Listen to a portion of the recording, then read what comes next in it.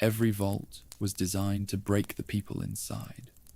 Vault-Tec sold safety, but what they built were torture chambers disguised as shelters.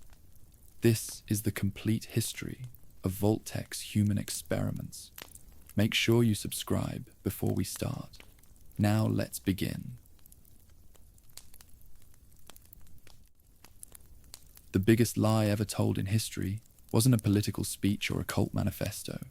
It was a corporate logo. When people looked at that smiling Vault Boy or the blue and yellow colors of Vault-Tec, they thought they were looking at a savior. But if you dig through the terminals and the old holotapes left in the ruins, you find out that Vault-Tec was never a defense contractor. It was a lie wrapped in a corporate logo. Before the bombs fell on October 23, 2077, they sold themselves as the last hope for America, promising clean vaults and a better future. People paid thousands of dollars for a spot, thinking they were buying survival.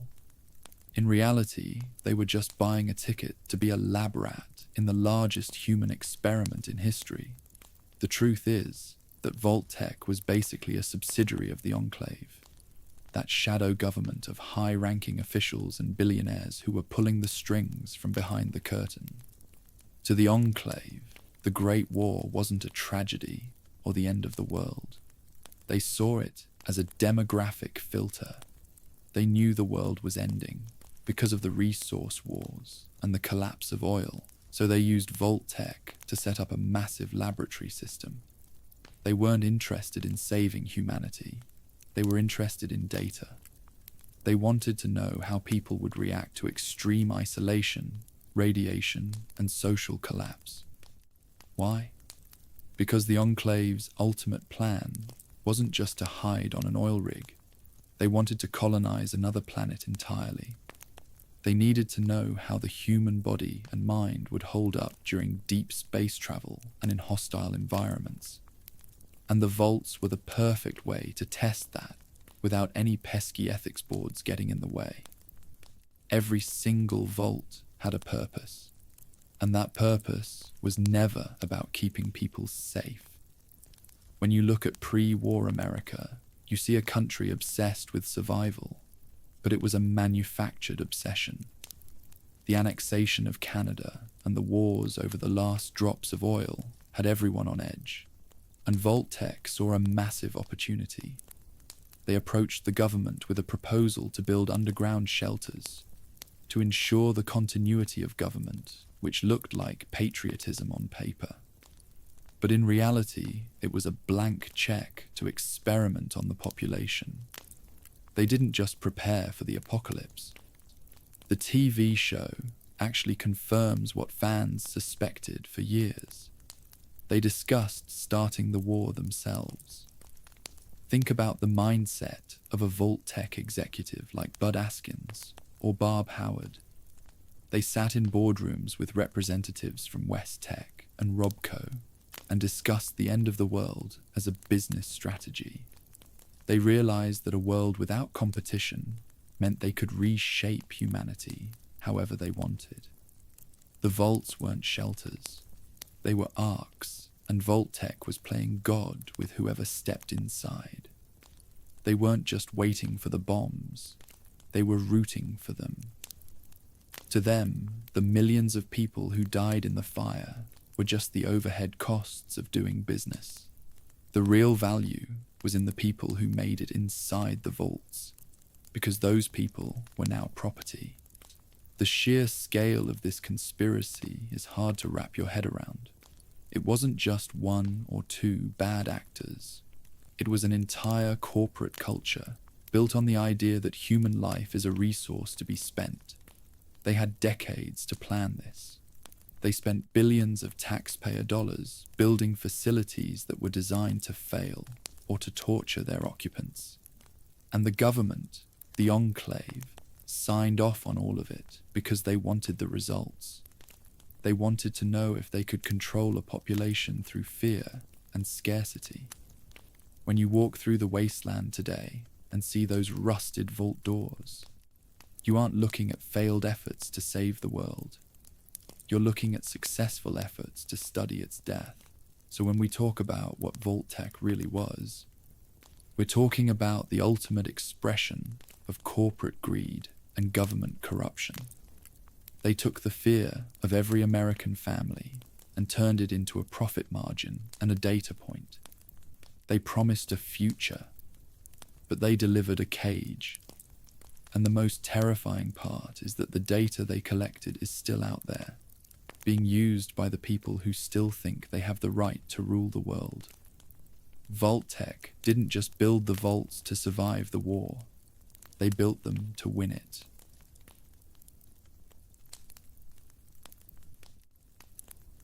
Safehouse was the public face of the conspiracy, and it was pitched to the American people in the 2050s as the ultimate defense against the nuclear threat.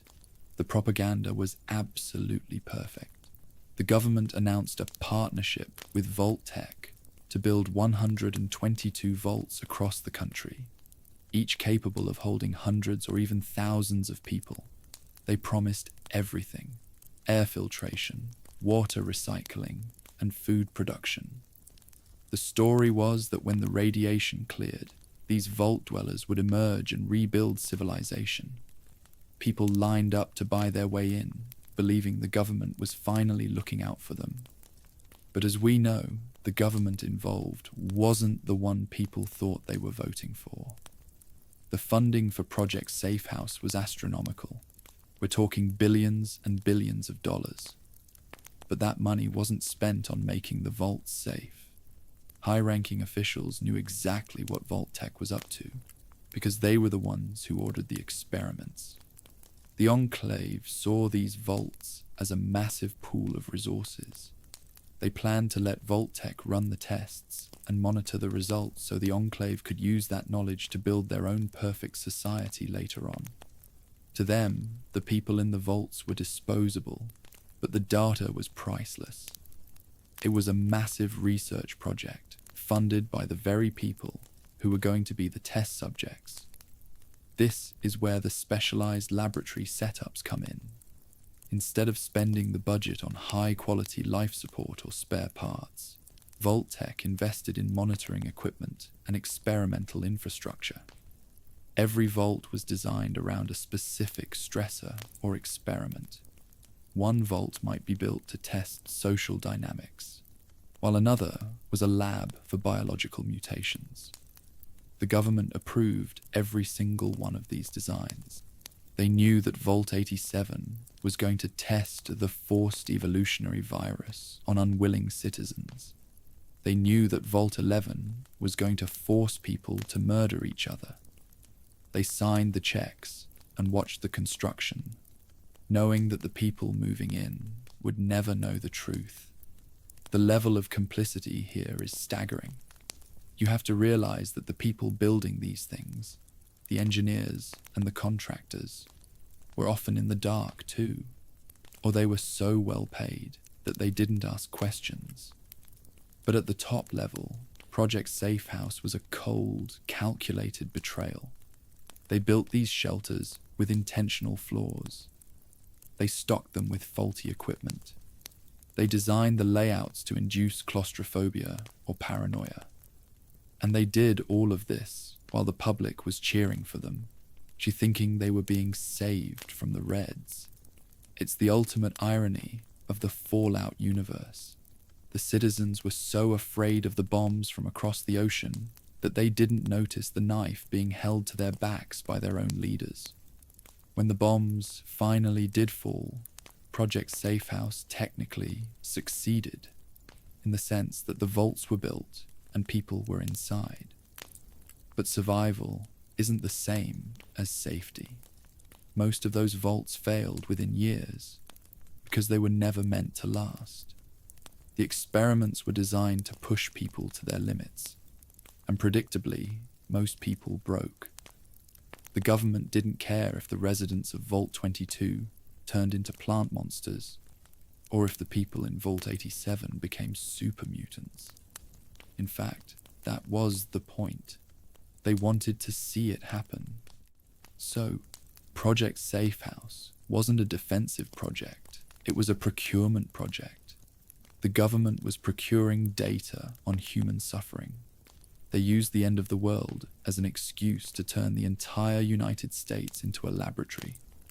Every time you find a terminal in a government office discussing vault numbers and test parameters, you're seeing the receipts for a crime that wiped out the American spirit long before the bombs ever touched the ground. The vaults were built on a foundation of lies, and the people who signed the contract were the ones who were supposed to protect us.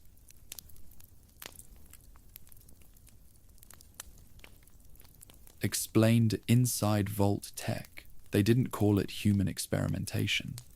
They used a much nicer name, the Societal Preservation Program. On paper, it sounded almost noble.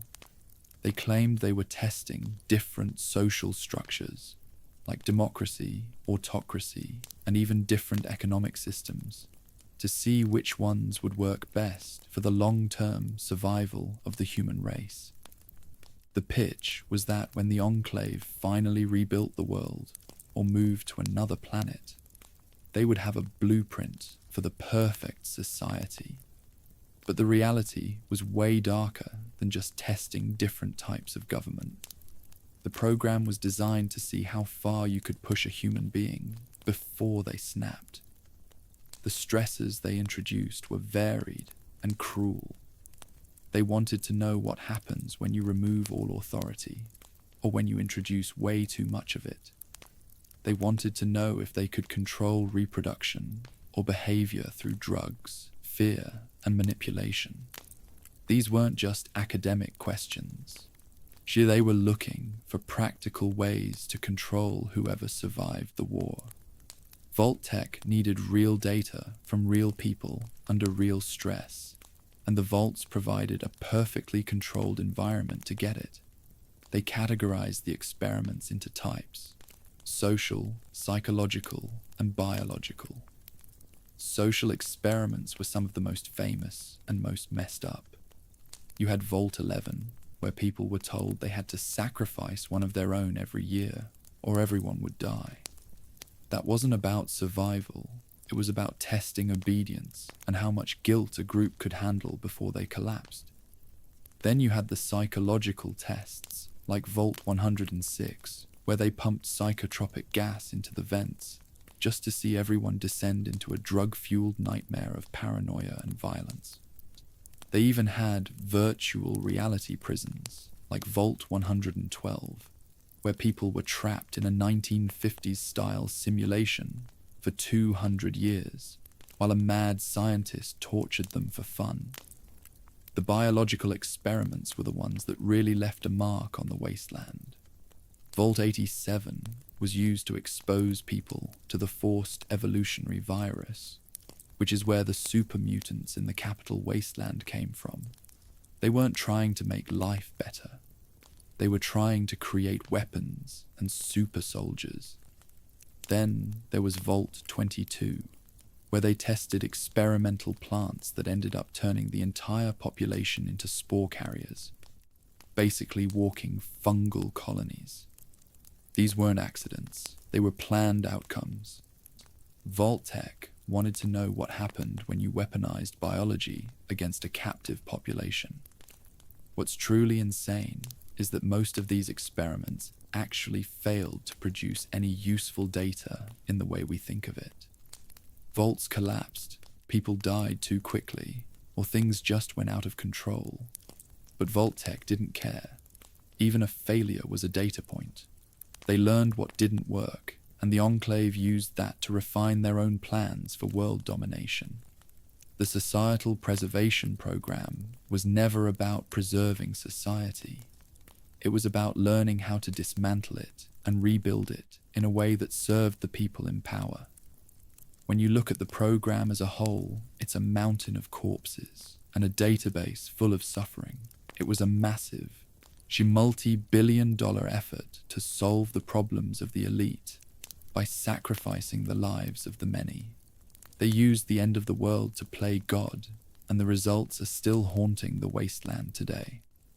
Every raider gang, every mutant, and every ghost in a vault is a product of this program. It wasn't about a better future. It was about a more controlled one.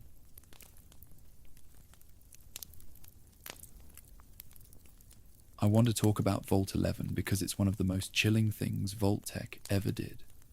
It wasn't about monsters or viruses. It was about the dark side of human nature. When the doors of this Mojave vault closed in October 2077, the people inside were told by the vault computer that they had to sacrifice one person every year. If they didn't, the computer claimed it would kill everyone. Now, here is the secret. It was a total bluff. The vault wouldn't have killed anyone if they had just refused. But Vault-Tec wanted to see if the dwellers would eventually stand up for what's right, or if they'd keep murdering each other forever to stay safe. The way their society fell apart is honestly hard to listen to. They didn't just pick names randomly. They made the overseer the sacrifice. This turned every election into a death sentence. You didn't campaign to win. You campaigned to make sure your enemies were the ones who got elected. People formed these political blocs, like the Justice Bloc, which would bully and threaten everyone into voting for someone they didn't like. It turned their democracy into a machine for state-sponsored murder. Vault-Tec watched the whole time, recording how people will justify almost any atrocity if they are scared enough.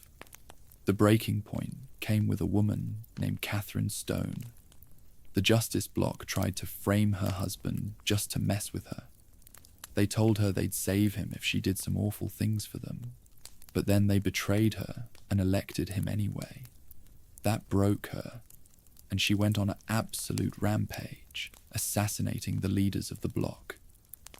When she was finally caught and elected as the next sacrifice, she used her last bit of power to change the rules. She made it so the next sacrifice was a total random lottery. That took the power away from the bullies, and the vault just exploded into a civil war because everyone was terrified of being the next name on the list. By the time the fighting stopped, there were only 5 people left alive in the whole vault. Just 5. They were standing at the door of the sacrifice chamber, and they just couldn't do it anymore. They decided they'd rather die together than kill one more person. They sat down, closed their eyes, and waited for the computer to end them. But instead of dying, a recorded voice told them they were a shining example of humanity, because they finally chose to stop the killing. The vault door just slid open. Imagine the realization that every single person they had murdered over the years died for absolutely nothing.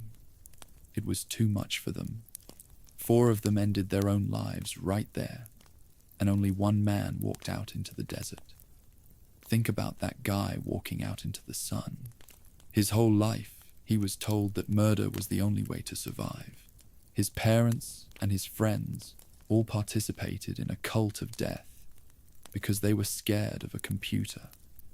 And then he finds out the computer was just waiting for them to grow a spine. It's a special kind of cruelty. Vault-Tec didn't want to kill people. They wanted to see the people kill themselves. They wanted to prove that civilization is just a thin layer of paint over a very dark basement. The empty halls of Vault 11 are still there, filled with the skeletons of people who were too scared to be brave. It's a tomb for a community that was tricked into eating itself. It makes you wonder how long you would have lasted before you cast a vote for someone else just to see another sunrise. That's the real legacy of Vault-Tec. They didn't just build vaults, they built mirrors and forced us to look at the worst parts of ourselves.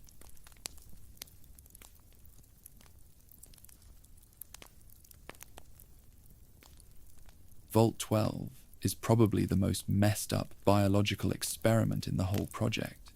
This vault was under the city of Bakersfield, and Vault-Tec sold it as a high-tech sanctuary.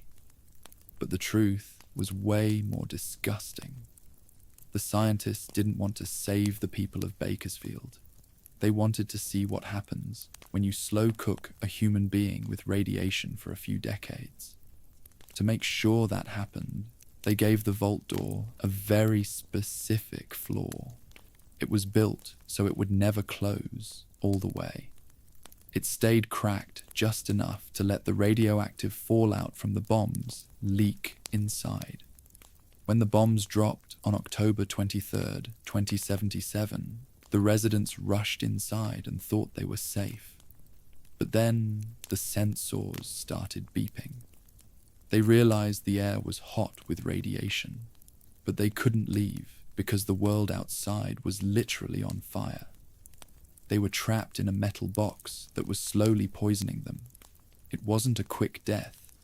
It was a slow, agonizing change that took years. Their skin started peeling off in big chunks. Their hair fell out. Their noses and ears started to rot away. But instead of dying, they just kept living. Their bodies were mutating into something new. This was the birth of the first ghouls. These people didn't just change on the outside. Their whole world changed.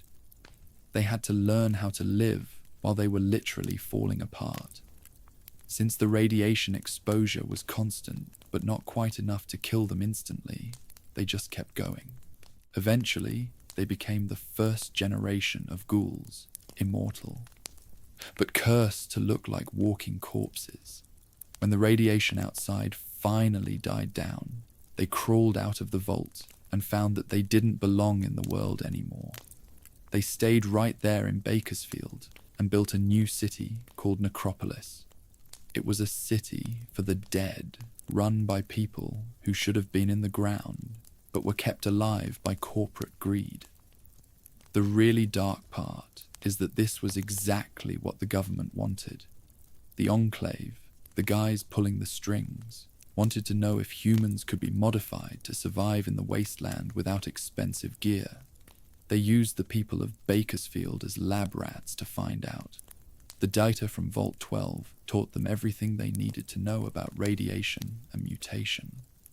While the ghouls were suffering and losing their humanity, the people in charge were celebrating a successful test. To Vault-Tec and the government, these people weren't citizens anymore. They were just data points that proved you could survive a nuclear war if you were willing to look like a monster. Imagine waking up every day and seeing more of your face in the sink, but you still have to go to work or find food. That was the reality for the people of Vault 12. They were the discarded leftovers of a world that didn't want them anymore. Necropolis became a place of sorrow, where the residents tried to hold on to the old world, while their new bodies reminded them every second of what they had lost. They were seen as freaks by other survivors, but the real freaks were the guys in the boardrooms who signed the orders to leave that door open. Vault 12 is a reminder that the Great War wasn't the end of the suffering. It was just the beginning of a new kind of hell. The ghouls who still walk around today, hundreds of years later, are living evidence of a corporate crime that can never be fixed. They are the people who were told they were being saved, only to be turned into a science experiment. When you see a ghoul in the wasteland, you're looking at a survivor of the most heartless biological test in history.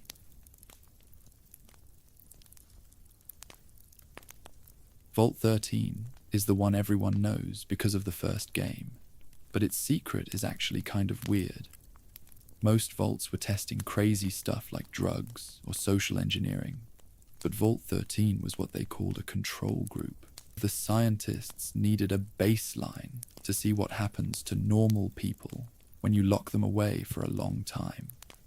They wanted to keep a group of pure humans untainted by the wasteland for 200 years. The idea was to have a perfect society, living in a 1970s-style dream, while the rest of the world turned to ash. They were the gold standard. But because this is Vault-Tec, we're talking about. Even the normal group had to deal with a hidden stress test. For a long time, everything was fine. The people in Vault 13 lived their lives, raised their kids, and listened to their overseer. They thought they were the only humans left on Earth. But in the year 2161, the Vault's water recycling system started to fail. A tiny piece of tech called the water chip just burned out. Without it, the Vault was going to run out of clean water in a few months, and everyone would die of thirst. A lot of people think Vault-Tec sabotaged the equipment or didn't give them spares on purpose. They wanted to see how a perfect community would handle a life or death crisis. They wanted to see if the dwellers would finally leave the nest. The overseer was stuck. He couldn't fix the chip, and he couldn't let the people panic. So, he broke the biggest rule they had. He sent someone outside. That person became the Vault Dweller. This hero went out into the radioactive hell of California to find a replacement part, and they ended up saving the whole world from a mutant army along the way. But the real tragedy happened when they came back home. The hero had the chip, they had saved the Vault, and they expected a warm welcome. Instead, the overseer met them at the door and told them they couldn't come back in. That betrayal is the perfect summary of what Vault-Tec stood for. The overseer chose the experiment over the person who saved his life. He was afraid that if the other residents heard about the outside world, they'd all want to leave, and the experiment of the pure community would be over. He cast the Vault Dweller out into the desert alone, proving that even in a good vault, you were still just a number in a file. The people in Vault 13 were basically prisoners of their own comfort, kept in the dark by a leader who followed corporate orders, even after the company was long gone. In the end, all that work to keep Vault 13 pure didn't even matter. Years later, the Enclave showed up and just snatched everyone. They didn't see these people as citizens to be protected. They saw them as biological assets to be harvested for their own tests. It's a recurring theme. No matter how high the walls are, the old world will eventually come to collect. The control group experiment was a failure because you can't keep humanity in a bottle forever. Eventually, the bottle is going to break. The story of Vault 13 is a reminder that being the lucky ones was just another lie. They weren't saved. They were just being saved for later. Whether it was the water chip failing or the Enclave knocking on the door, the residents were always just test subjects in a lab. The 1970s style utopia they lived in was a cage, and the person holding the key was more loyal to a dead corporation than to his own people. That's the real lesson of the vaults. The only thing more dangerous than the wasteland is the person who tells you they're the only ones who can keep you safe.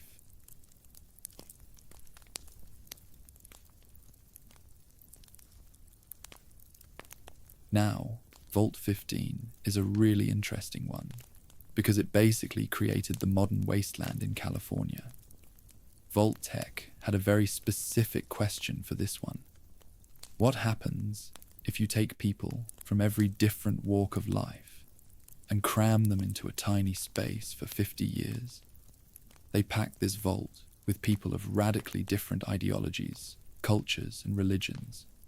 You had everyone from hardcore religious zealots to radical atheists, from different ethnic backgrounds and political leanings.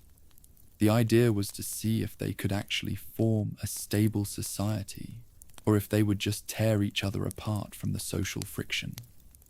It was a study in multiculturalism under extreme pressure. For 50 years, they were stuck together in that hole. You can imagine the arguments over the dinner table when one person thinks the world ended because of divine judgment, and the person next to them thinks it was just bad foreign policy. The air was thick with tension, and the vault's resources were always being fought over. When the door finally opened in 2117, the vault didn't just empty out, it shattered. The people couldn't stand the sight of each other anymore. They split into 4 distinct groups and went their separate ways into the California desert. One of those groups was actually pretty successful. They took some of the Vault's technology, including a Garden of Eden creation kit, and founded a little village called Shady Sands. That village eventually grew into the new California Republic, which is the biggest government in the wasteland today. So, in one sense, the experiment created a new civilization. But the other 3 groups, they didn't do so well. They turned into some of the most notorious raider gangs in history: the Jackals, the Vipers, and the Khans. The Jackals and the Vipers became these brutal, nomadic tribes that terrorized everyone they met. But the Khans were the real heavy hitters. They built a whole culture based on strength and raiding, and they've been a thorn in the side of the NCR for centuries. All of that chaos, all of those thousands of deaths caused by those raider gangs can be traced back to Vault-Tec, wanting to see what happens when you put too many different people in a room together. They didn't care about the consequences of creating 3 violent gangs. They just wanted to see the social friction in action. It's crazy to think that a single vault produced both the greatest hope for the wasteland and its worst nightmares. Shady Sands and the Khans came from the same place. They were neighbors for 50 years before they became mortal enemies. It shows you that Vault-Tec was playing with fire. They were experimenting with the very fabric of society, and they didn't mind if a few failed groups went out and murdered everyone else. To the scientists, the Khans were just as interesting a result as the NCR. Vault 15 is the perfect example of how the vaults shaped the world outside. The experiments didn't stay underground. They leaked out and changed everything. When you see the NCR flag flying, or when you're fighting off a group of great Khans, you're looking at the long-term effects of a Vault-Tec social experiment. They wanted to see if diversity would lead to unity or collapse, and the answer was both. And as usual, the people living in the wasteland are the ones who have to deal with the mess they left behind.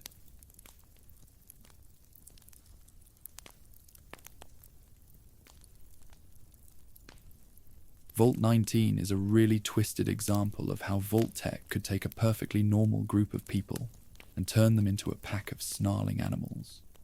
Located out in Nevada, this vault was split right down the middle into 2 sectors, the red sector and the blue sector. On the surface, it probably just looked like a bit of healthy competition, like a school color war, but the experiment was way more sinister. Vault-Tec wanted to see if they could manufacture tribalism out of thin air. They took a unified group of people and forced them to identify with a color, then spent the next few decades convincing them that the people in the other color were out to get them. It was a study in how easy it is to make humans hate each other for no real reason at all. To make sure the tension stayed high, the scientists didn't just rely on psychological tricks. They actually pumped non-lethal chemical stimulants into the air filtration system. These chemicals were designed to induce a state of constant, low-level paranoia and heightened aggression. Imagine living in a confined space where the very air you breathe makes your heart race, and your mind jump to the worst possible conclusions about your neighbors. If a light bulb flickered or a door got stuck, the people in the red sector were convinced the blue sector was sabotaging them, and vice versa. It was a pressure cooker designed to explode, and the data Vault-Tec wanted was to see exactly when the first punch would be thrown. What makes this vault especially sad is that the residents weren't even sure why they were fighting. By the time the 2nd and 3rd generations were born, the hatred was just a way of life. They didn't know a world where red and blue could just sit down and have a meal together. It became a self-fulfilling prophecy. The more paranoid they got, the more they actually did sabotage each other, which just proved that the paranoia was justified. It's a perfect reflection of the pre-war world's obsession with us versus them, whether it was Americans versus communists, or just one hallway versus another. Vault-Tec proved that you don't need a history of war to start a conflict. You just need a color and a little bit of chemical help. Eventually, the vault was abandoned, but the damage was done. When you find it in the Mojave, you can see the remnants of that split everywhere. The people who left didn't go out and build a city like the folks from Vault 15. They stayed broken. Some of them joined the powder gangers and kept that same paranoid, violent energy alive in the wasteland. It just goes to show that once you break a person's ability to trust their neighbor, you can't just flip a switch and turn it back on. Vault 19 was a success for Vault-Tec because it proved that tribalism is one of the easiest things to build and the hardest things to destroy.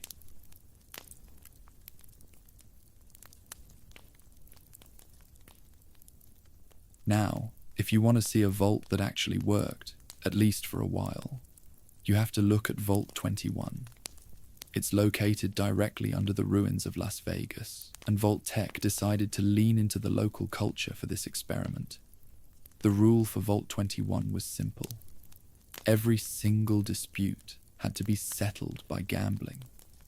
It didn't matter if it was a small argument over who got the last Salisbury steak, or a massive decision about marriage or property rights.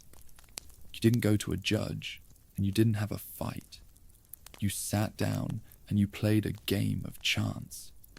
It was an experiment in a pure chance society, where nobody could complain about unfairness because everything was left to the luck of the draw. The crazy thing is that it actually worked. For over 200 years, the people of Vault 21 lived in relative peace. There was no war, no violent revolution, and no civil collapse. If you lost your house in a game of poker, well, those were the rules. Everyone accepted the luck of the cards as the ultimate authority. It created this incredibly relaxed, laid-back society where nobody took anything too seriously because everything could change with the next roll of the dice. It's one of the few times a Vault-Tec experiment resulted in a place where people actually enjoyed living. They were the lucky ones, literally. But even a peaceful vault wasn't safe from the outside world. When Mr. House began rebuilding New Vegas, he saw Vault 21 as a prime piece of real estate. He didn't want a bunch of independent gamblers living under his city, so he challenged the vault to a game. He played a high-stakes game for the future of the vault, and because he's Mr. House, he won. He forced the residents out and filled most of the vault with concrete to prevent it from being used against him. Today, only the top floor is left as a gift shop and a hotel. It's a bit of a tragic end for a society that had actually managed to find a way to live together without killing each other. Vault 21 proves that Vault-Tec's experiments didn't always have to be miserable to be interesting. The data they got from this vault showed that humans can adapt to almost any social structure as long as the rules are clear and everyone follows them. But it also shows that in the wasteland, being peaceful and lucky isn't always enough to keep you safe from a guy with an army of robots and a plan for the future. The concrete-filled halls of Vault 21 are a monument to a pure society that was ultimately crushed by the reality of post-war politics.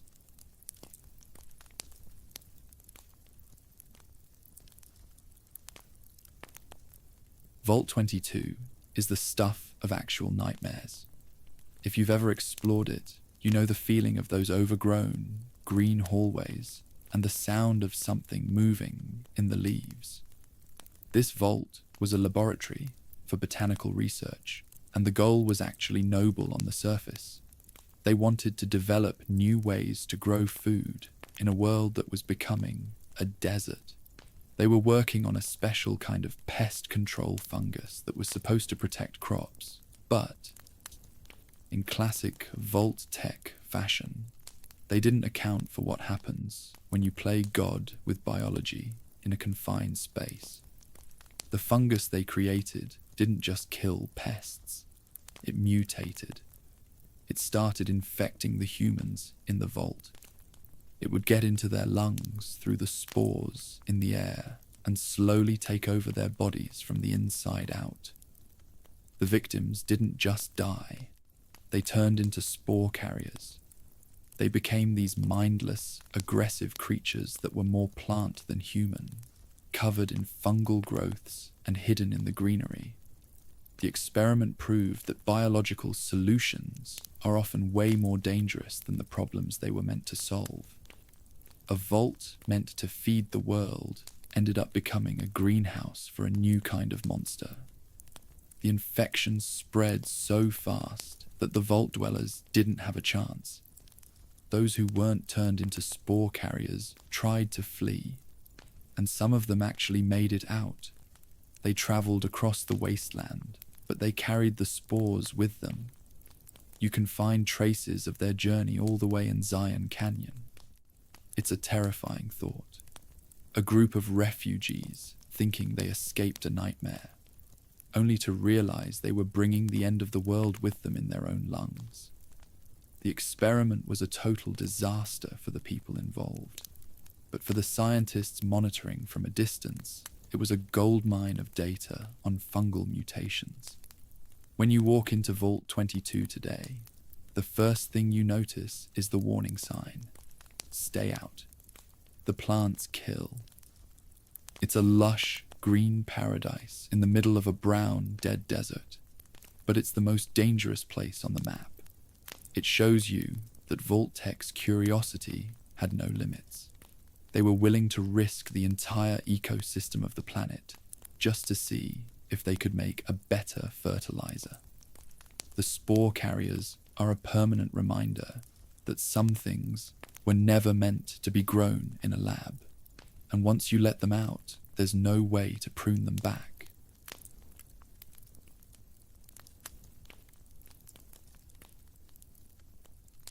Part 11. Vault 27. Intentional overcrowding. Vault 27 is a story about the math of human suffering.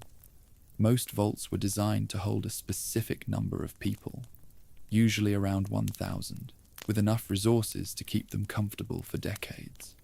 But for Vault 27, Vault-Tec decided to see what happens when you ignore those limits entirely. They intentionally sent 2,000 residents into a space designed for only half that number. It was a study on resource management and psychological breakdown under extreme population density. They wanted to know exactly how long it would take for a community to snap when they were literally living on top of each other.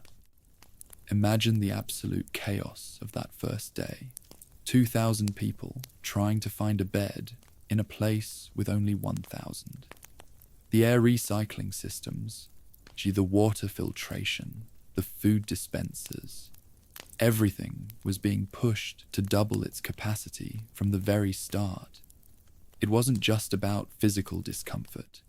It was about the mental toll of never having a single second of privacy or silence.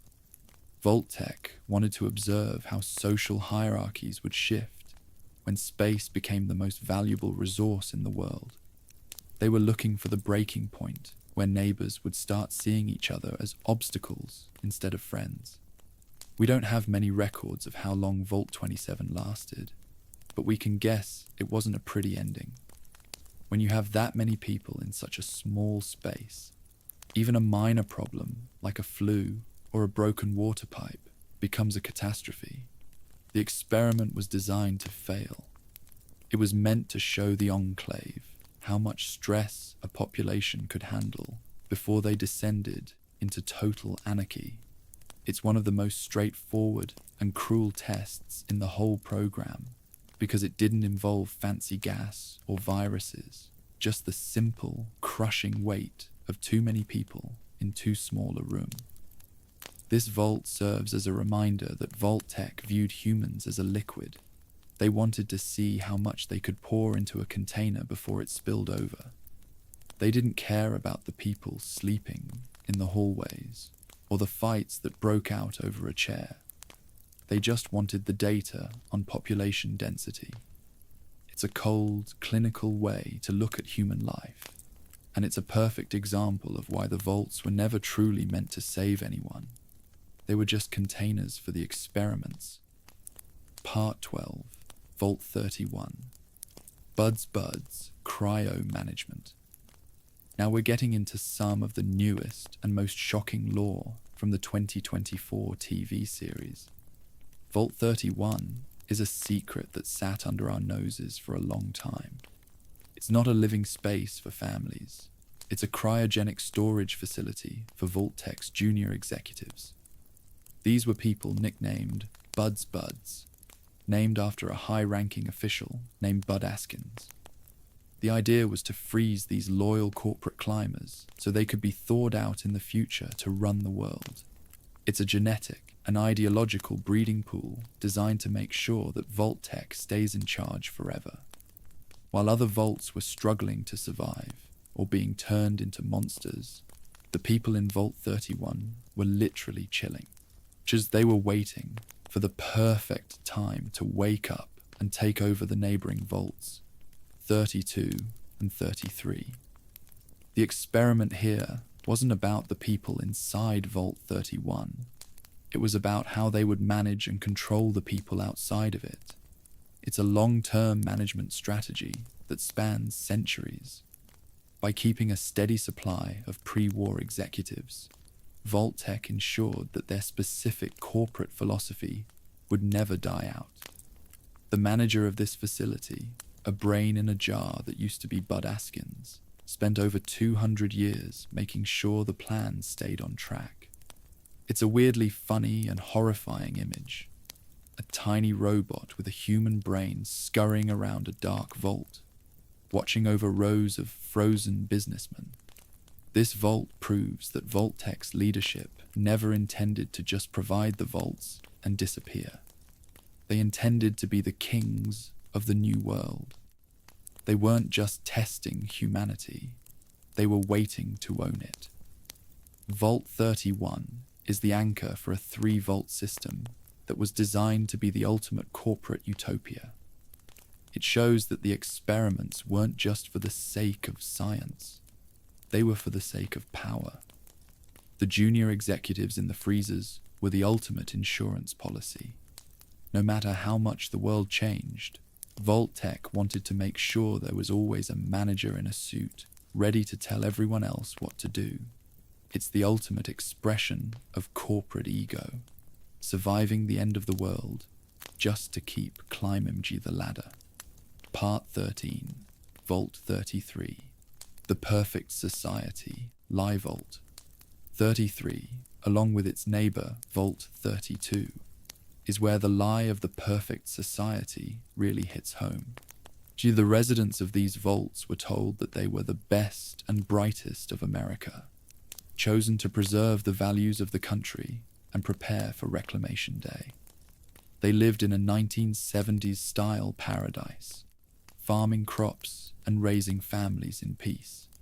But the truth is that they were just a farming ground for Vault 31. They weren't rebuilding America. They were being bred and culled to create a compliant, healthy workforce for the frozen executives next door. The culture in Vault 33 was built on toxic positivity and obedience. They were taught that if they just followed the rules and worked hard, they would one day go back to the surface and save the world. But the leadership of the Vault was always someone from Vault 31 who had been thawed out and elected to the position of overseer. This ensured that the residents stayed in line and never asked too many questions about where they came from or where they were going.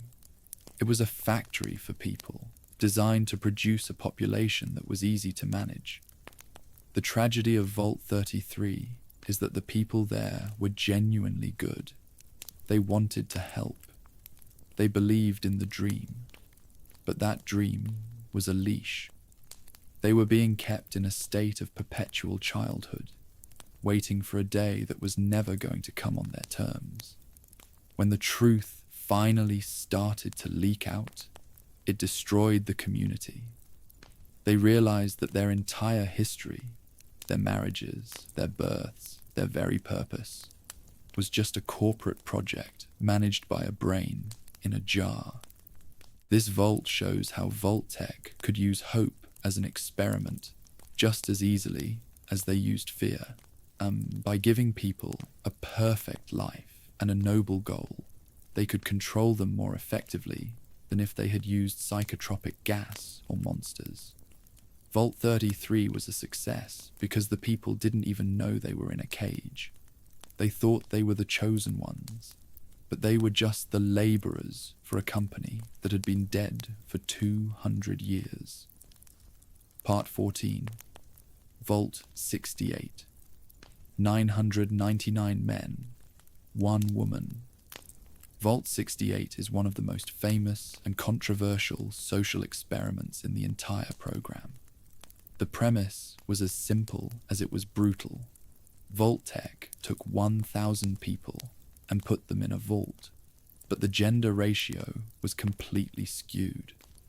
There were 999 men and only 1 woman. This was a radical gender imbalance experiment designed to see what would happen to the social dynamics and the potential for violence when a population was almost entirely male.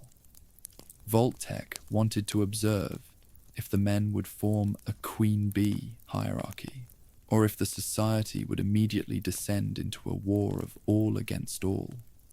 They were looking at reproductive priority and how power is negotiated when the biological future of the group rests on a single person.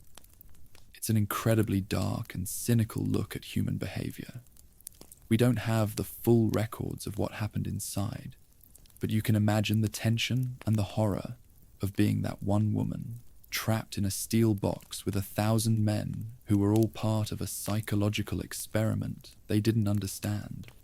This vault, along with its counterpart, Vault 69, just shows that Vault-Tec was obsessed with the idea of reproductive control and social engineering through biology.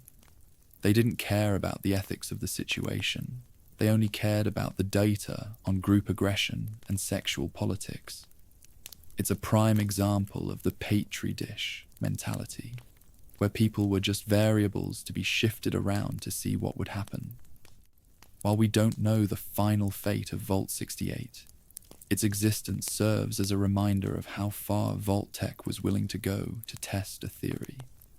They were willing to create an environment that was almost guaranteed to end in tragedy and violence just to fill a few pages in a report.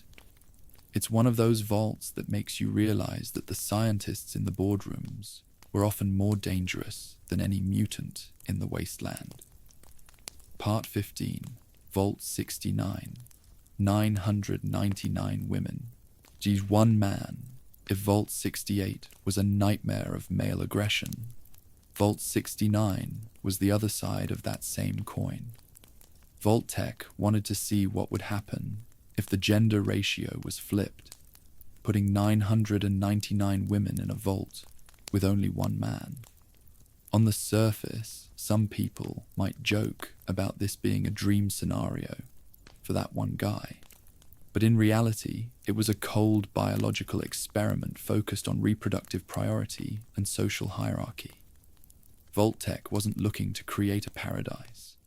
They were looking to see how a society would organize itself when the biological bottleneck for the entire population was a single individual. This wasn't a game. It was a study in the survival of the species under the most lopsided conditions imaginable. The researchers wanted to know if the women would form a cooperative society or if they would compete for the one resource needed to keep the population going. It was a study in how social structures change when you radically alter the basic building blocks of human reproduction. Just like with the other vaults, the people inside had no idea they were part of a test. They were just trying to survive the apocalypse, unaware that their every interaction was being logged by scientists who viewed them as nothing more than breeding stock in a steel cage. The data was meant for the Enclave to use when they eventually looked toward colonizing other worlds, where managing a population's growth would be life or death. Imagine the sheer psychological pressure on that one man, knowing that the entire future of 1,000 people rested on his shoulders. But the real story is with the women. Vault-Tec was betting on social friction and power struggles. They wanted to see if a queen bee hierarchy would emerge, or if the group would find a way to manage reproduction through a strict, bureaucratic system.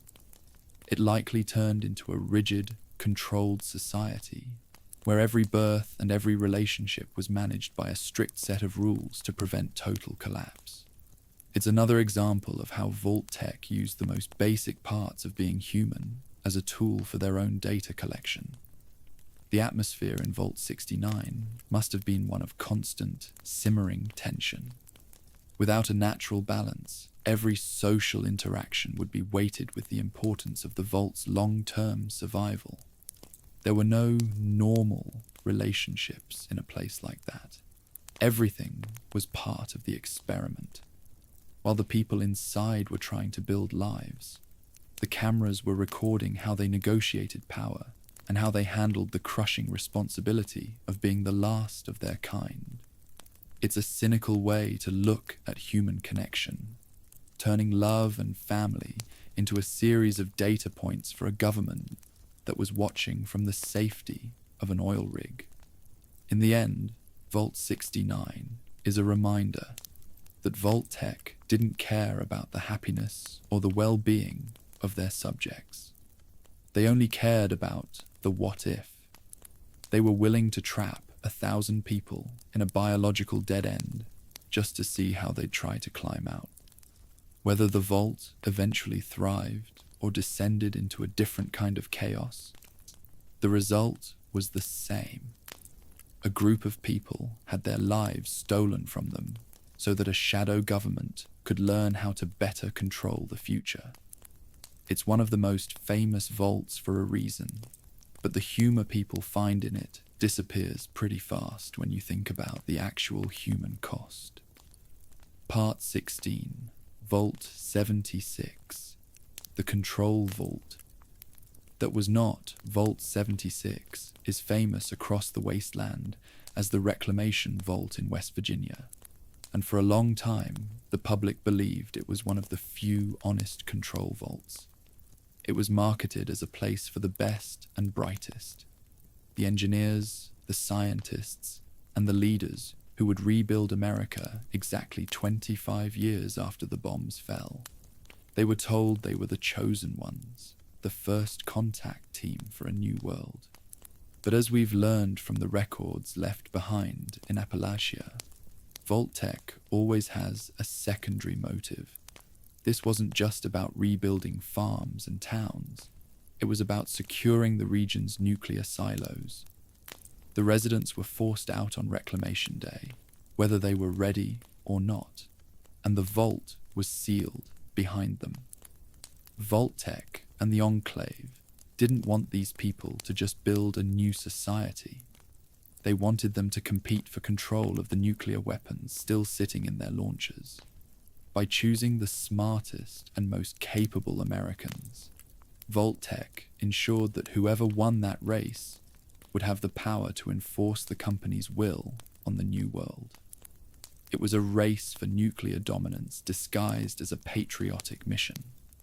The experiment here was to see how quickly even the best people would turn to weapons of mass destruction when given the chance.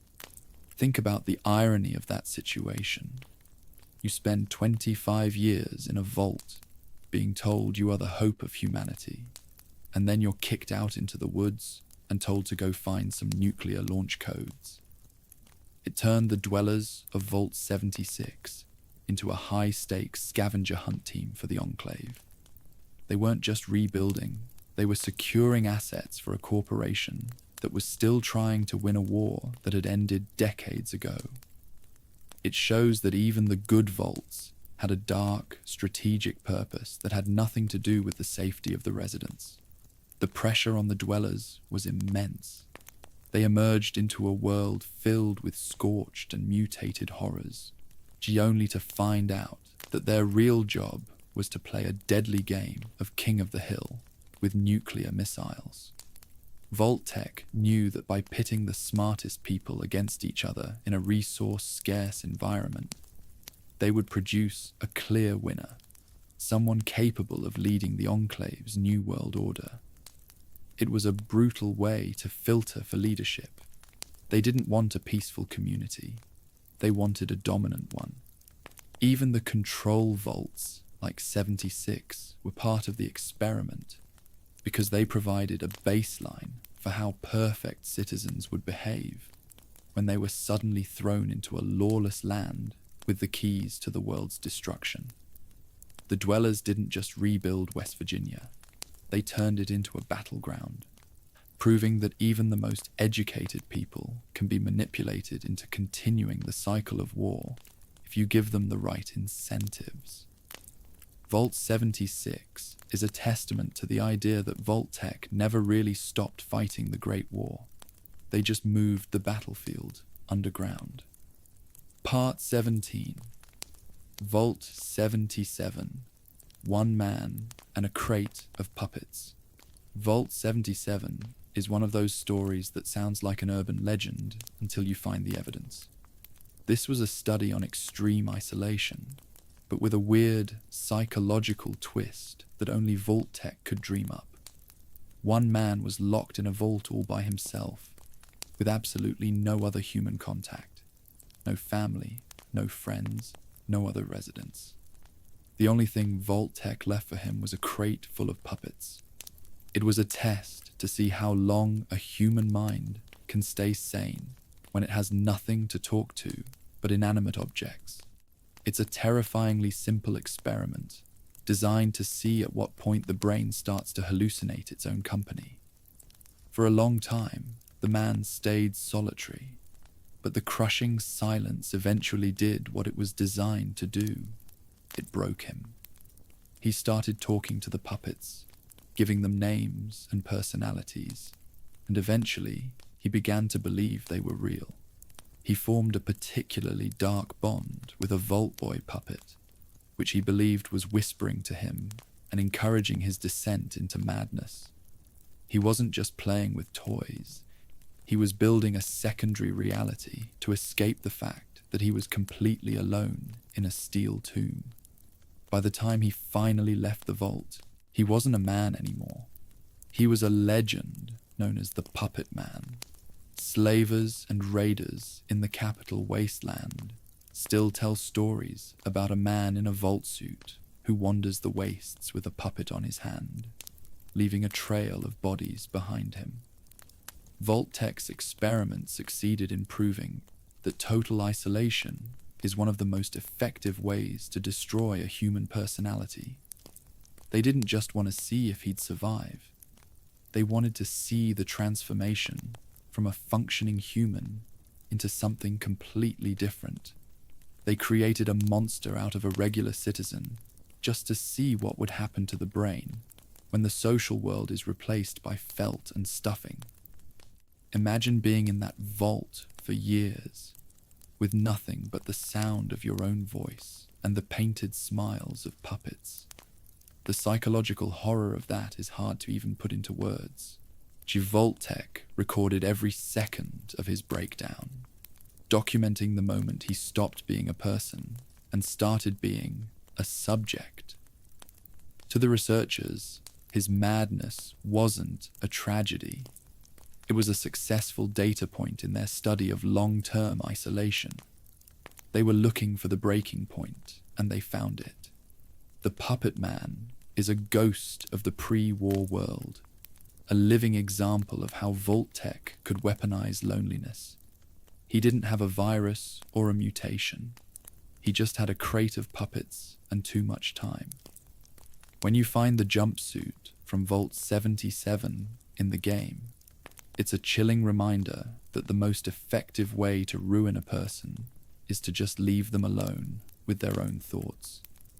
It's a quiet, lonely kind of horror that shows the absolute lack of empathy at the heart of the societal preservation program. Part 18, Vault 81, The Secret Cure, Mole Rat Disease. Vault 81 is a rare case where the experiment didn't go exactly the way Vault-Tec planned, but it was still incredibly dark. This was a dual-layer vault located in the Commonwealth. One side of the vault was a normal living space for families, while the other side was a hidden laboratory where scientists lived behind the walls. The goal was to develop a universal cure for every known disease by testing them on mole rats and then eventually testing those diseases on the unsuspecting residents on the other side of the glass. It was a high-stakes medical experiment that viewed the dwellers as nothing more than biological test beds. The scientists were supposed to release viruses into the vault's air and water systems so they could monitor the infections and then test their experimental cures on the sick dwellers. They were essentially waiting to poison their own neighbors to see if their medicine worked. But the original overseer, a woman named Olivia Frey, had a conscience. When she realized what the scientists were planning to do to her people, she sabotaged the communication systems and locked the scientists in their secret lab, preventing the experiment from ever starting. She chose the lives of her people over the progress of Vault-Tec. Because of her, Vault 81 survived for over 200 years as a functioning, healthy community. It's one of the few places in the wasteland where people still live a relatively normal life. However, the scientists didn't just give up. They continued their work in isolation, eventually creating a robot named Curie, who finished the work on the universal cure. It's a strange silver lining to a horrific plan. Vault-Tec's obsession with testing led to a genuine medical breakthrough, but only because a brave woman decided that her people weren't lab rats. Even a successful result, like a universal cure, was built on a foundation of intended murder. Walking through the secret part of Vault 81 is a sobering experience.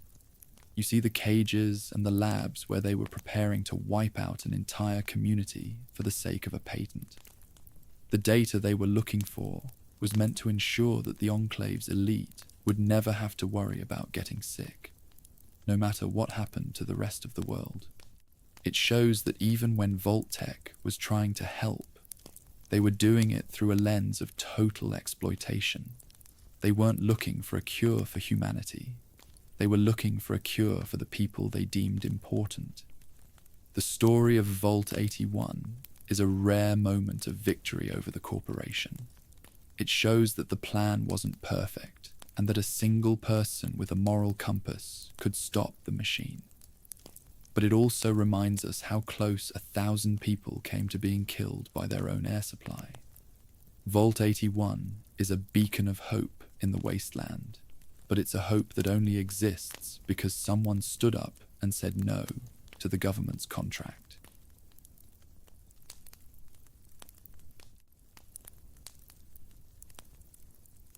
Vault 87 is the birthplace of the nightmares that haunt the capital wasteland.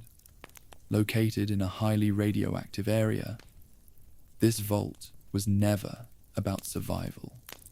It was a laboratory for the Forced Evolutionary Virus, or FEV.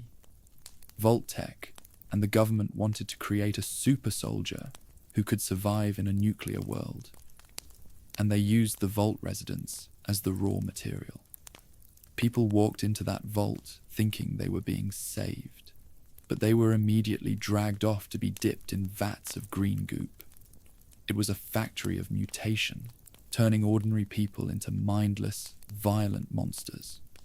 The results were the super mutants, massive, violent, and sterile creatures that eventually lost their human memories and turned on their creators. The experiment was a total disaster in terms of control. The mutants broke out of their chambers, slaughtered the scientists, and took over the entire facility. They've been using the vault as a base ever since, kidnapping people from across the wasteland and bringing them back to Vault 87 to transform them and keep their numbers up. They aren't just a byproduct of the war. They are a direct product of Vault-Tec's ambition. This vault proves that Vault-Tec's curiosity was often a death sentence for everyone involved. They didn't just create a new species. They created a permanent threat to the future of humanity. The hallways of Vault 87 are filled with the remains of the people who thought they were the lucky ones, and the super mutants who now call it home are a living, breathing testament to what happens when you try to force evolution in a basement. The data they were looking for was meant to create a perfect soldier, but all they did was create a monster that doesn't know how to do anything but kill. The atmosphere inside Vault 87 is thick with the smell of chemicals and death. It's one of the most dangerous places in the wasteland, not just because of the mutants, but because of the radiation that still lingers in the walls. Vault-Tec didn't care about the risks of working with FEV in a confined space. They just wanted the results. They wanted to see if they could reshape the human genome to fit a radioactive world. And they didn't mind if a few thousand people turned into monsters along the way. Vault 87 is the ultimate example of science without ethics. It shows that to the pre-war government, the citizens were just biological assets to be modified and weaponized. The super mutants of the capital wasteland are a legacy that continues to haunt the ruins of Washington, D.C., a constant reminder that the people who built the vaults were often more dangerous than the bombs themselves. Every time you hear a mutant scream, you're hearing the final result of a Vault-Tec experiment that went exactly as wrong as you'd expect. Part 20. Vault 101. Designed never to open. Vault 101 is a famous study in what Vault-Tec called omnipotent dictatorship. Most vaults were supposed to open after a few decades, but Vault 101 was designed to stay closed forever. The experiment was to see how an isolationist, authoritarian society would function over many generations, when the overseer has absolute power over every aspect of life. They wanted to know if a population could be kept in a state of perpetual obedience if they believed the outside world was a dead, radioactive wasteland that could never be reclaimed. The overseer was given the authority to control who could marry, what jobs people could have, and even what they could say in public. For 200 years, the people lived in this bubble, raised on the lie that they were the only survivors left on Earth. It was a perfect petri dish for studying how information can be suppressed and how people can be made to love their own cage. The data was meant to show the Enclave how to manage a population for centuries without any outside influence or rebellion. It was a study in psychological and social control. Life in Vault 101 was a carefully managed routine of work, school, and loyalty to the overseer. The residents were taught that no one ever enters and no one ever leaves. This wasn't just a rule. It was a religious truth for them. Vault-Tec wanted to see how long it would take for the memory of the surface world to fade entirely. They wanted to create a society that was completely dependent on the vault for its identity and its survival. It was the ultimate test of state-sponsored gaslighting. The pressure to conform was immense. If you didn't fit into the overseer's plan, you were a threat to the entire vault. This created a culture of snitching and paranoia. where everyone was watching their neighbors to make sure they weren't breaking any rules. Vault-Tec's researchers were fascinated by how quickly a free people would accept a dictatorship if they thought it was the only thing keeping them alive. It proved that fear of the outside is a more powerful tool for control than any physical shackle. Of course, the experiment eventually broke when the lone wanderer's father escaped, proving that no matter how much you lie to people, the truth has a way of getting out. But for 2 centuries, Vault 101 was a success for Vault-Tec. It proved that if you give one person total control and tell the rest of the world is dead, they will follow the rules, even if those rules are designed to keep them prisoners for the rest of their lives. It's a chilling reminder that the walls of a vault don't just keep the radiation out, they keep the people in. Part 21. Vault 106. Psychotropic Gas Experiment. Vault 106 is a descent into pure drug-fueled madness. Just 10 days after the vault door was sealed in October 2077, Vault-Tec began releasing psychoactive drugs into the air filtration system. This wasn't a mistake. It was a planned test to see the effects of long-term hallucination on a community. They wanted to know if a population could remain functional or if they would eventually descend into total, violent insanity. They were looking for the breaking point of the human psyche, when it's constantly fed a diet of illusions. The results were catastrophic and immediate. Within a very short time, the residents began to suffer from severe paranoia and vivid hallucinations. They saw monsters in the shadows and believed their friends and family were enemies. The vault quickly turned into a bloodbath as the drug-crazed residents turned on each other in a panic. By the time anyone from the outside world found the vault, the only thing left were the insane survivors, wandering the dark halls. She's still breathing in the blue-tinted gas that had ruined their minds. Walking through Vault 106 in the game is one of the most unsettling experiences in the wasteland. You see the ghosts of the people who died, and you feel the effects of the gas on your own character. It's a literal house of horrors, designed by a corporation that just wanted to see what would happen. They didn't have a plan for a cure or a way to stop the gas. They just wanted the data on how long it takes for a person to lose their grip on reality. It was a study in mental degradation. The sheer pointlessness of it is what makes it so dark. Vault-Tec didn't even have a goal other than just seeing what would happen. They took a group of people who had just survived the end of the world and robbed them of their own minds.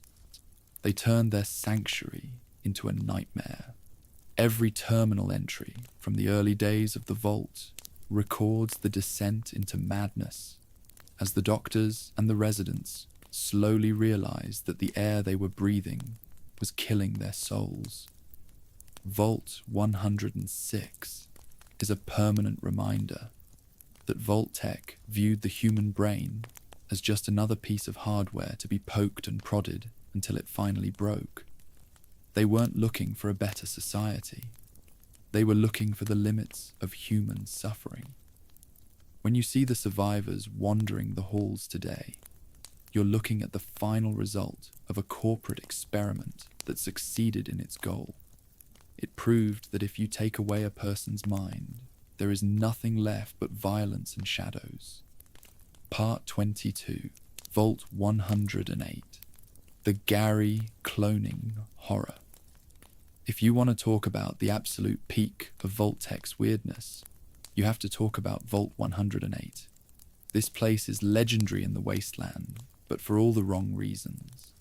On the surface, it was supposed to be a study in leadership and power vacuums.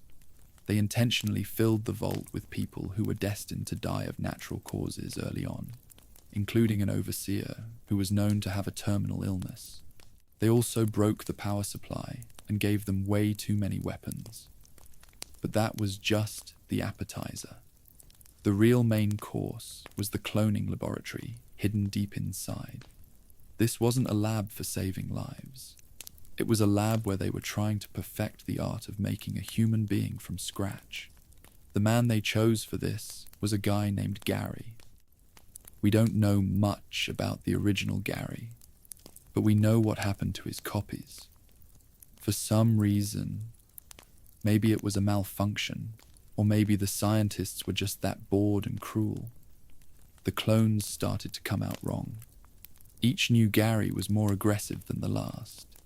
But the weirdest part was their speech. They could only say one word: Gary. They would say it as a greeting, a threat, a scream, or a whisper.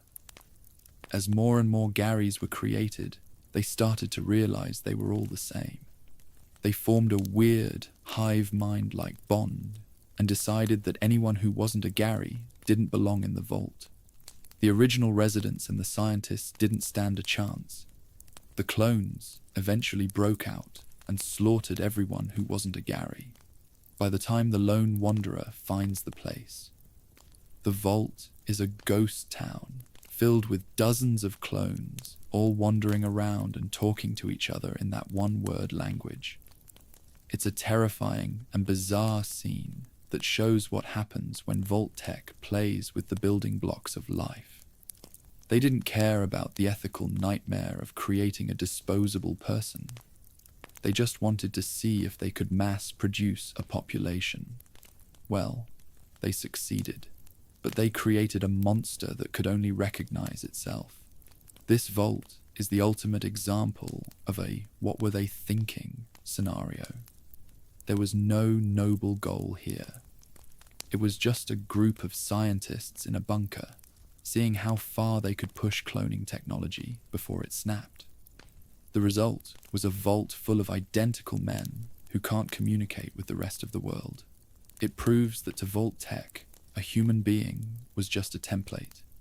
You could copy it, paste it, and throw away the original whenever it suited the experiment. Today, the name Gary is a warning to anyone exploring the ruins. Some things are better left unique. Part 23, Vault 111, Cryogenic Freezing and Kidnapping. Vault 111 is one of the most personal stories in the history of the vaults, because it's where the sole survivor's journey begins. Located in the Commonwealth, this vault was sold to the local residents of Sanctuary Hills as a state-of-the-art cryogenic facility. They were told they were being decontaminated before entering the main living area. In reality, they were being put into suspended animation without their consent. Vault-Tec wanted to study the long-term effects of cryogenic freezing on a massive group of people who didn't know they were being frozen. It was a social monitoring experiment on a population that was literally on ice. The cruelty of Vault 111 comes from the total lack of regard for the people inside. The staff wasn't meant to stay there forever. They were only supposed to monitor the specimens for a short time before receiving further instructions from Vault-Tec. But after the bombs fell, the world went dark. The staff waited for months, but the orders never came. They started to run out of food and supplies, leading to a mutiny and a bloodbath inside the facility. Eventually, the few survivors left, leaving the residents frozen in their pods, forgotten by the company that had claimed to be their savior. They were left there for 210 years, just floating in a frozen sleep while the world turned into a wasteland. The experiment took an even darker turn when the Institute found the vault. They didn't care about the people. They just wanted pure human DNA that hadn't been touched by radiation. They unfroze everyone just long enough to kidnap a baby named Sean and murder his mother or father. Then they refroze the sole survivor and let everyone else in the vault die because the life support systems failed during the breach. It's a cold, clinical tragedy. The people in Vault 111 weren't even treated like lab rats. They were treated like frozen meat in a locker, waiting for someone to come along and use them for a project. This vault shows the ultimate endpoint of Vault-Tec's philosophy. They were so focused on the data of the future that they completely abandoned the people of the present. They left hundreds of people to die in their sleep because it was no longer convenient to monitor them. The sole survivor is the only living witness to the betrayal that happened under that hill. It's a reminder that Vault-Tec's promises were as cold and empty as the cryogenic pods they left behind. They didn't just steal the lives of those people. They stole their entire future and left them to rot in a silent tomb. Part 24. Vault 112. Tranquility Lane, Virtual Reality, Prison Vault.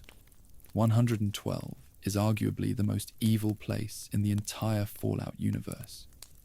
It wasn't designed to test survival or biology. It was a private playground for a man named Dr. Stanislaus Braun.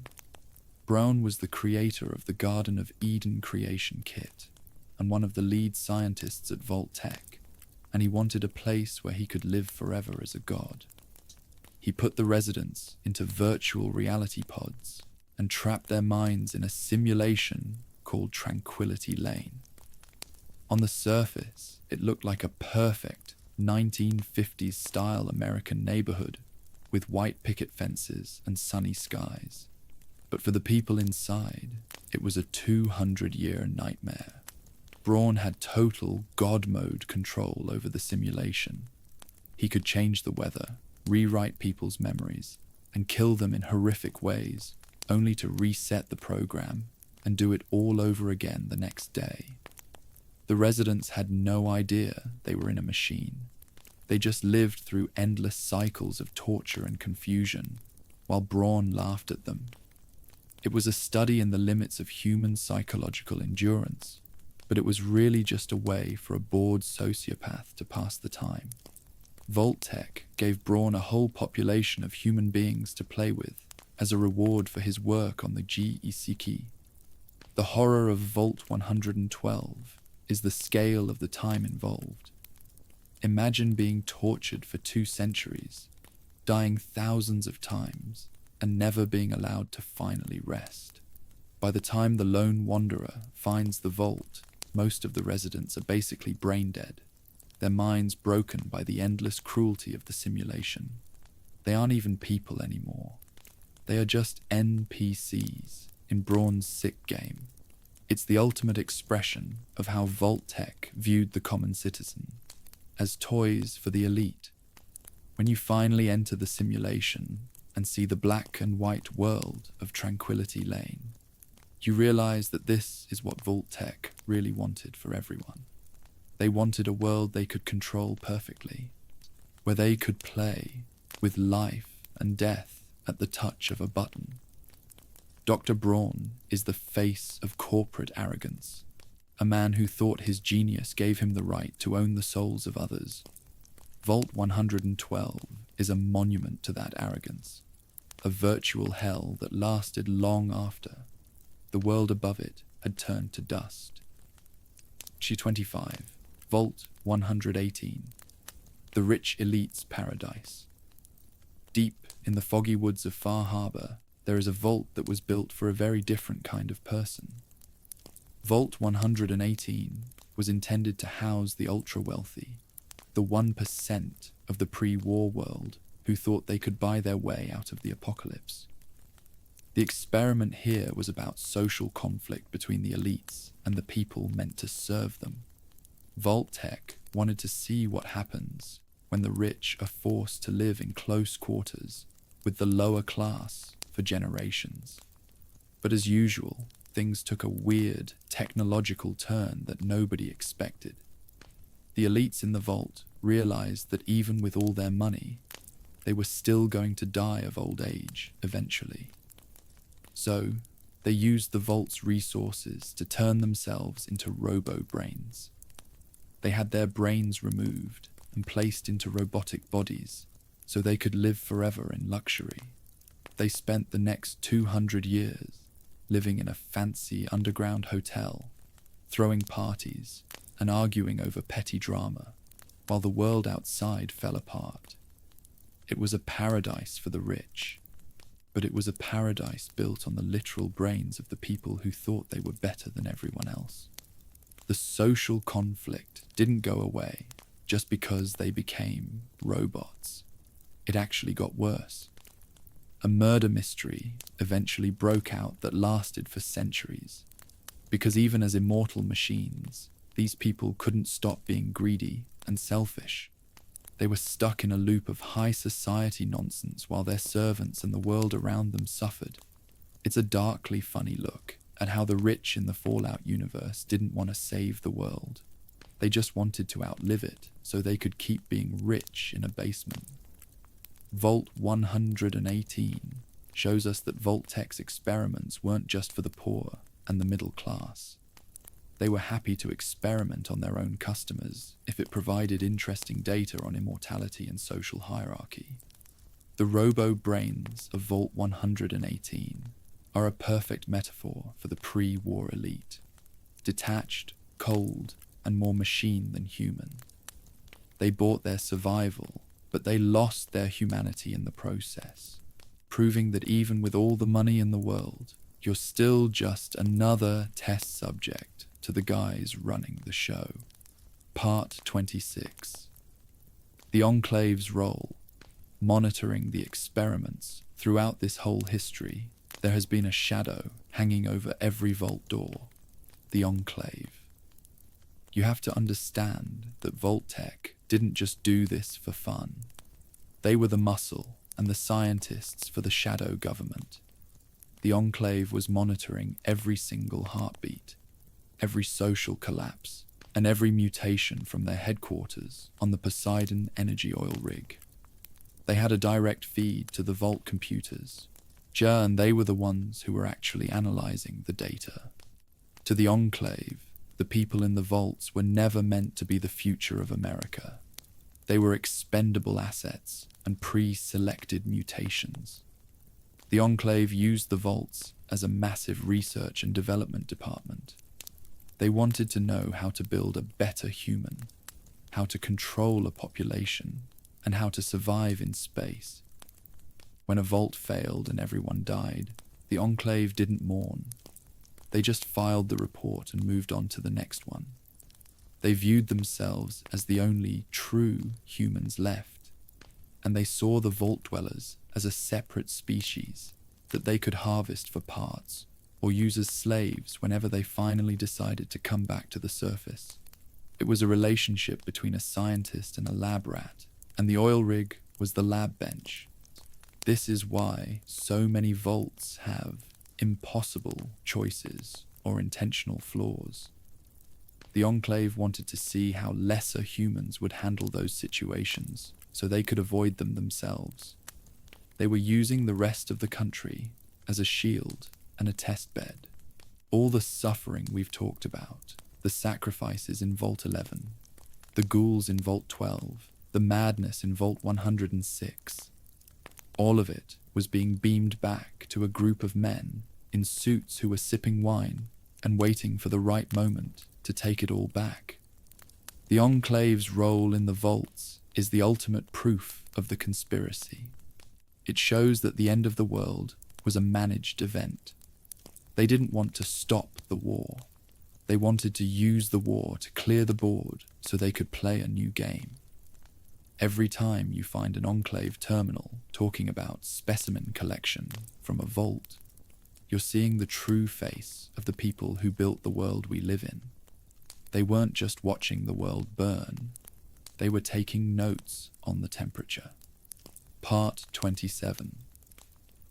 Did Vault-Tec start the Great War? This is the big question that every fan has been asking for decades. Did Vault-Tec actually pull the trigger? For a long time, it was just a theory. People pointed to the fact that the bombs fell on a Saturday when everyone was home, or they looked at the logo on the bomb in the Megaton ruins. But the 2024 TV series basically confirmed what we all feared. In a meeting between Vault-Tec and the other big corporations like Robco and West-Tec, the executives discussed the idea of dropping the bombs themselves. They realized that peace was a threat to their business model. If the war ended, nobody would need vaults, and their multi-billion-dollar experiments would be worthless. The logic was as cold as a vault floor.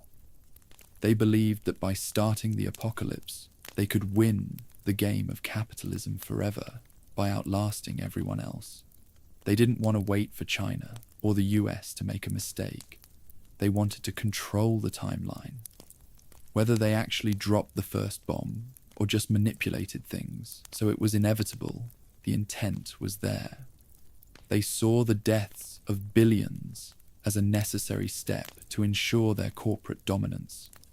They didn't just prepare for the Great War, they invested in it. Think about the sheer ego of that.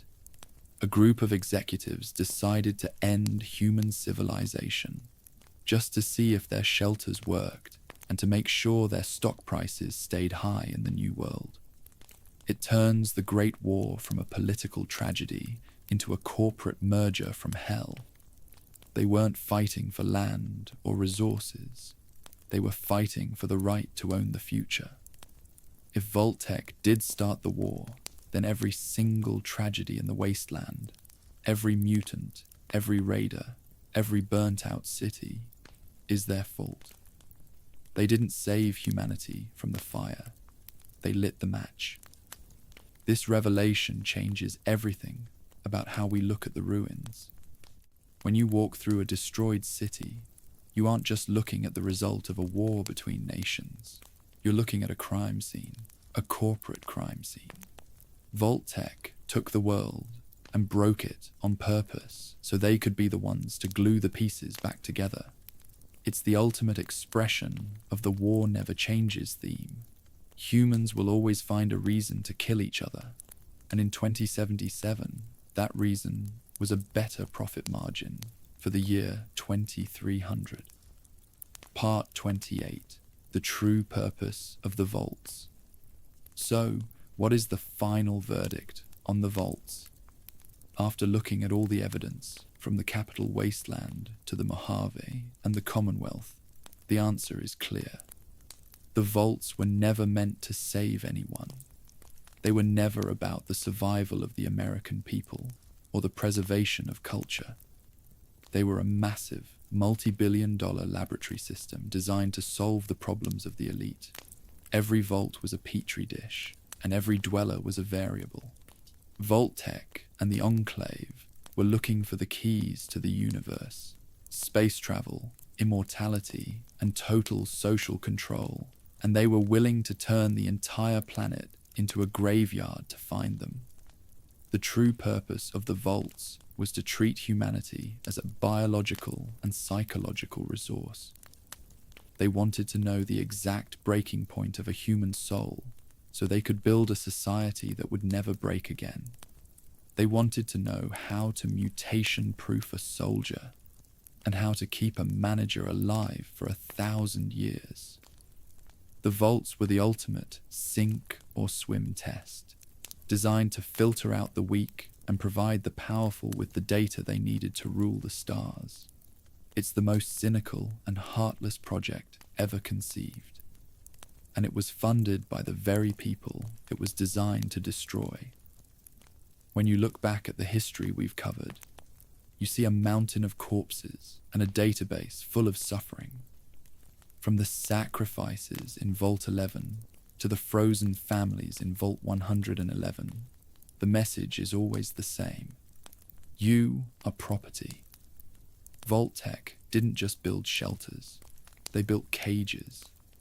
And the most terrifying part is that it worked. They got their data. They learned how to break us, how to change us, and how to control us. The wasteland we see today is just the byproduct of their research, the leftover waste from a grand experiment that is still going on in the shadows. In the end, the greatest threat to humanity in the Fallout universe wasn't the nuclear bomb. It wasn't the radiation or the mutants. It was the people who told us they were the only ones who could keep us safe. Vault-Tec took our fear of the end and used it to ensure that the end would be exactly what they wanted it to be. The vaults aren't monuments to survival. They are monuments to the absolute lack of human empathy. And as long as those doors stay sealed, or the Enclave stays in power, the experiment continues. War never changes, and neither does the greed of the people who profit from it.